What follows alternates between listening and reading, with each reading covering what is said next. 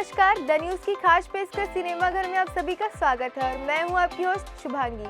आज हम बात कर रहे हैं इस सदी के महानायक और हमारे बिग बी अमिताभ बच्चन की।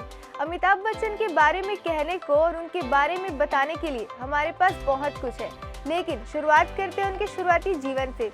तो शुरुआत करते हैं अमिताभ बच्चन जी के नाम से।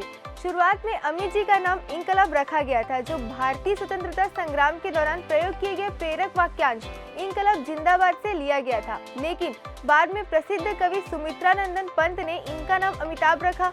अमिताभ का अर्थ है शाश्वत प्रकाश।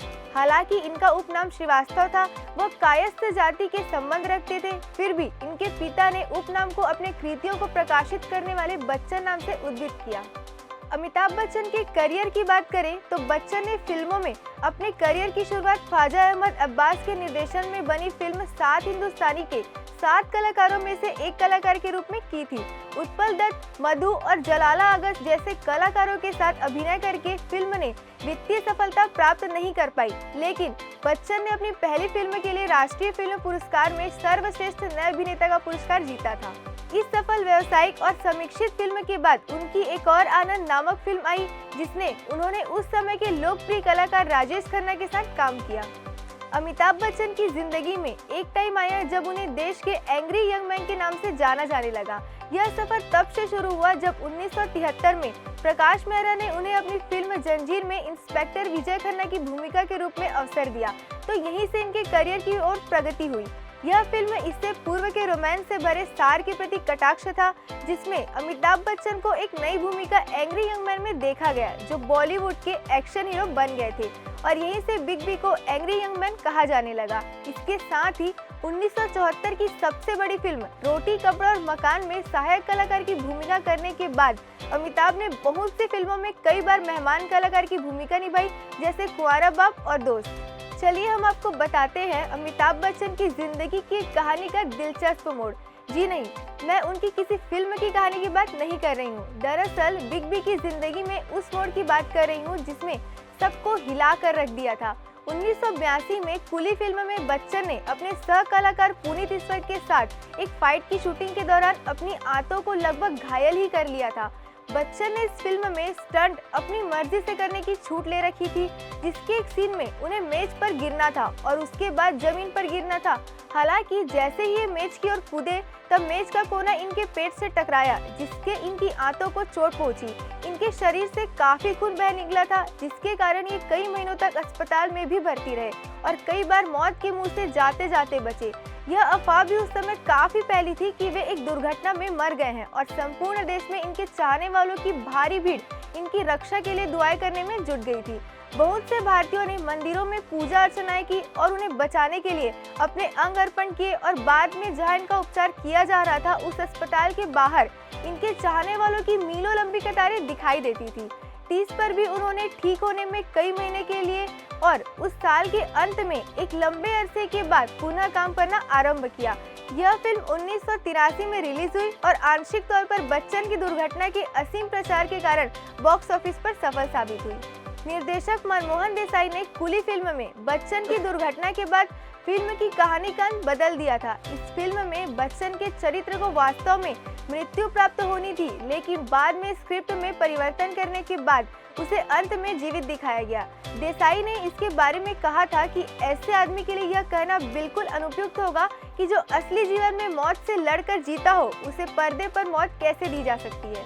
अमिताभ बच्चन सिर्फ फिल्मी दुनिया से ही ताल्लुक नहीं रखते हैं, बल्कि उन्होंने राजनीति में भी अपने कदम रखे थे। जी हाँ, 1984 में अमिताभ ने अभिनय से कुछ समय के लिए ब्रेक लिया और अपने पुराने मित्र राजीव गांधी की सपोर्ट में राजनीति में कूद पड़े।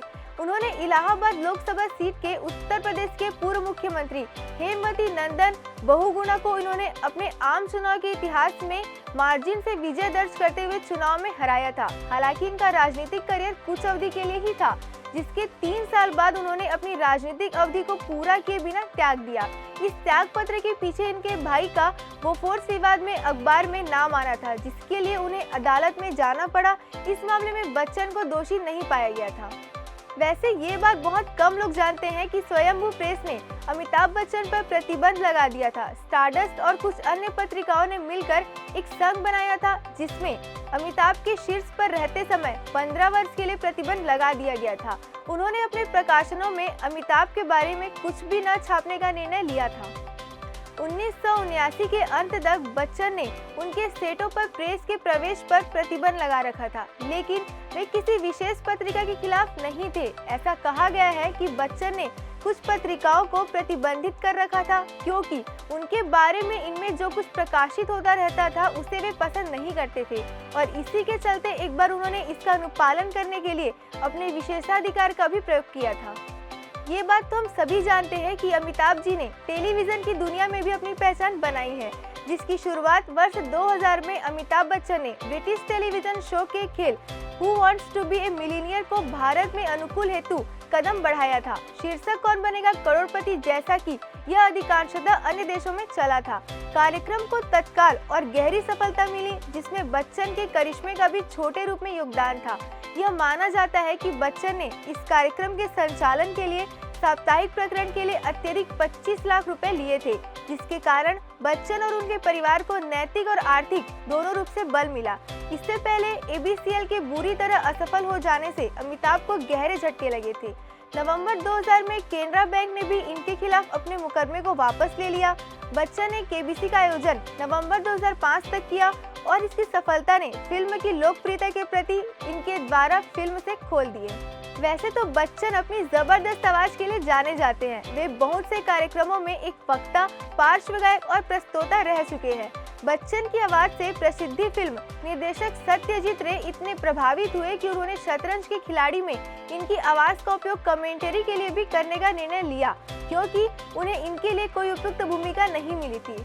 फिल्म उद्योग में प्रवेश करने से पहले बच्चन ने ऑल इंडिया रेडियो में समाचार उद्घोषक नामक पद हेतु नौकरी के लिए आवेदन किया, जिसके लिए उन्हें अयोग्य घोषित कर दिया गया था, लेकिन उन्होंने हार नहीं मानी और न ही सिर्फ एक रिजेक्शन से खुद को या खुद की आवाज को दोषी ठहराया और अपने सपनों की ओर आगे बढ़ते रहे।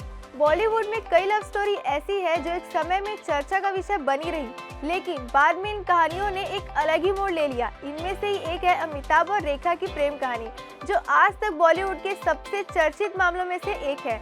फिर भी यह बहुत चर्चित प्रेम कहानी हमेशा एक रहस्य बनी रही, क्योंकि दोनों अभिनेताओं ने सार्वजनिक रूप से अपने रिश्ते को कभी स्वीकार नहीं किया, जबकि खुद दोनों ने बहुत कम कहा है। बाकी सभी ने अफेयर के बारे में कुछ खास नहीं कहा है। अमिताभ और रेखा हमारी फिल्म इंडस्ट्री के दो दिग्गज कलाकार थे। यह सब कैसे शुरू हुआ और यह कैसे खत्म हुआ, इस प्रेम कहानी के पीछे का राज उजागर कर रहा है, जो आज भी एक राज के रूप में ही दफन है। इसी के साथ मुझे इजाजत दीजिए और आगे की खबरों के लिए बने रहिए द न्यूज़ के साथ।